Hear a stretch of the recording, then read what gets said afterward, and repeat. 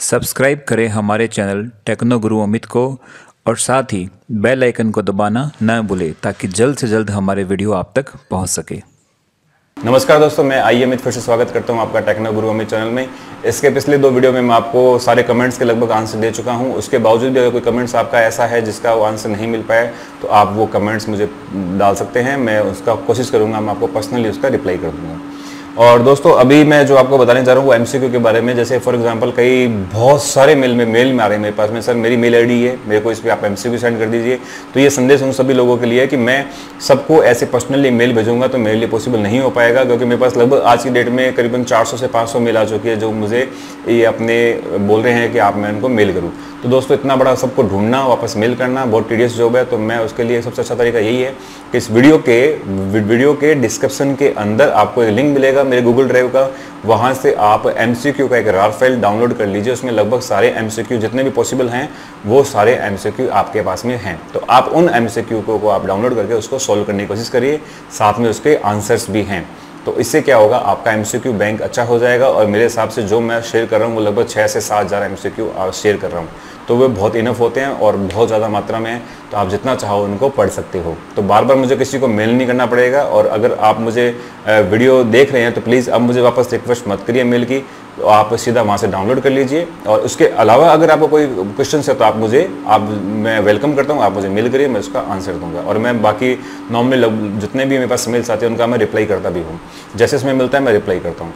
तो दोस्तों, एमसीक्यू की जो समस्या बार बार आ रही है तो उसके लिए मैं सोल्व कर चुका हूँ। आप इस वीडियो के डिस्क्रिप्शन से लिंक निकालिए, उस पर क्लिक करिए और वहाँ से रार फाइल को डाउनलोड करके विनरार सॉफ्टवेयर का यूज करके उसको अंदर करिए और अपने उस एमसीक्यू फोल्डर में जितने भी एमसीक्यू उसको सोल्व करिए। इसके अलावा दोस्तों, मैं एक लिंक और इसके अंदर डाल रहा हूँ, वो भी वीडियो डिस्क्रिप्शन के अंदर है। वो है जो वेबसाइट्स है उनके लिंक। जैसे कई स्टूडेंट्स कहते हैं कि हमारे एमसीक्यू जो आप बता रहे हो वो लगभग क्लियर हो चुके हैं, हमने 10,000 पढ़ लिए, 6,000 पढ़ने हैं, तो उसके बाद क्या करें। तो देखो, अगर आपने किताबें भी पढ़ चुके हो, अगर आपने एमसीक्यू भी सोल्व कर चुके हो, उसके बावजूद भी अगर आपको कोई एमसीक्यू चाहिए तो मैं ये जो वेबसाइट का लिंक है एक वर्ड फाइल के अंदर आपको दे रहा हूँ, वहाँ से आप लिंक पे जाइए और उसमें जितने भी एमसीक्यू आप सोल्व करने की कोशिश करिए। उस जो लिंक है उसके अंदर जो वर्ड फाइल है उसमें 2 या 3 साइट ऐसी होंगी जिनका फॉन्ट बड़ा होगा। वो मैंने फॉन्ट बड़े इसलिए किए हैं कि मुझे वो बहुत अच्छी लगती है साइट। उनके जो क्वेश्चन है वो बहुत ही अच्छे हैं और सटीक क्वेश्चन है, इसलिए मैंने उनको अच्छा से आपके सामने बोल्ड करके बताया हुआ, तो आप उनको पहले कर लेना। तो इस प्रकार से आप उनको वेबसाइट पे भी अपने एमसीक्यू सॉल्व कर सकते हो।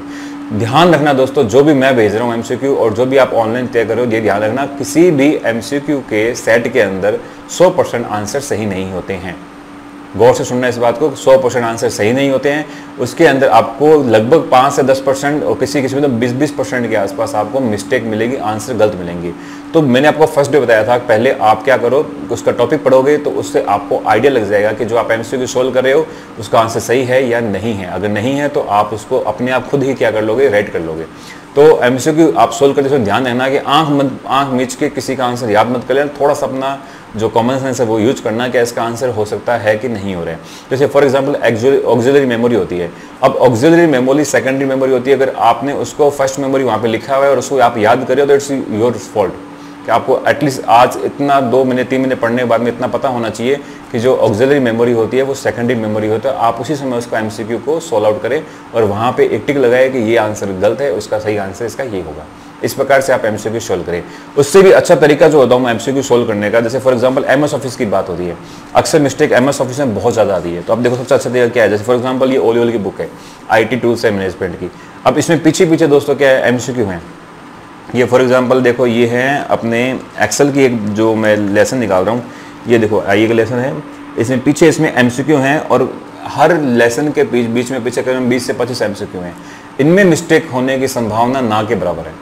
ऐसा नहीं कहता हूँ मैं नहीं है, लेकिन ना के बराबर है। 100 में से कोई 2 क्वेश्चन आपके गलत मिलेंगे, वो अपने फॉल्ट नहीं होती, दैट्स अ प्रिंटिंग मिस्टेक।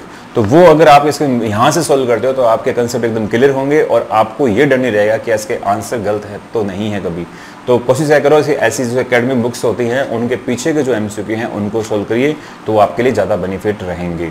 तो अगर आपके पास ऐसी बुक्स नहीं हैं तो आप एमसीक्यू मैंने जो 2 आपको लिंक भेजा है वहाँ से भी कर सकते हो, या फिर जो वेबसाइट्स के लिंक भेजे हैं वहाँ से भी कर सकते हो। लेकिन ध्यान रखना, एमसीक्यू सारे सही नहीं होते हैं। आपको सारे एमसीक्यू सॉल्व होना या फिर सही होना मिलना पॉसिबल नहीं है। आपको कहीं ना कहीं तो उसके लिए समझौता करना पड़ेगा। कुछ MCQ आपको खुद को देखने पड़ेंगे कि सही है कि नहीं है। बाकी फिर भी जो मैंने भेजे हैं उसमें से और या फिर जो मैंने आपको लिंक बताए हैं उनमें लगभग तो सही हैं। फिर भी मैं आपको कह नहीं सकता, लेकिन मैं तो सबको ये बात बताता हूँ, आप पहले कंसेप्ट पढ़िए पूरा, उसके बाद MCQ सॉल्व करिए। ऑटोमेटिकली आपको पता लग जाएगा कि सामने वाला MCQ सही है कि गलत है। कहीं पे भी डाउट होता है उसको नेट पे सर्च करिए।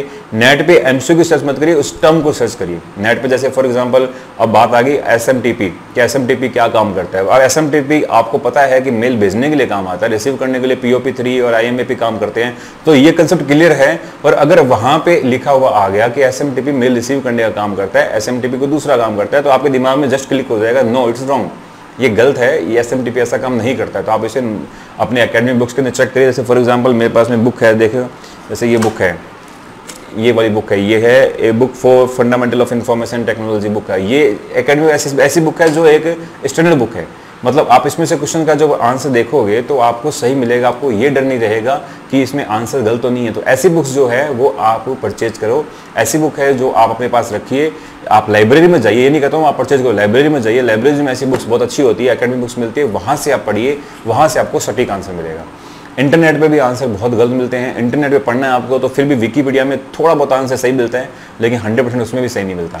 तो कोशिश करिए कि ऐसे बुक्स में से आप उस MCQ को फाइनली सोल्व करें।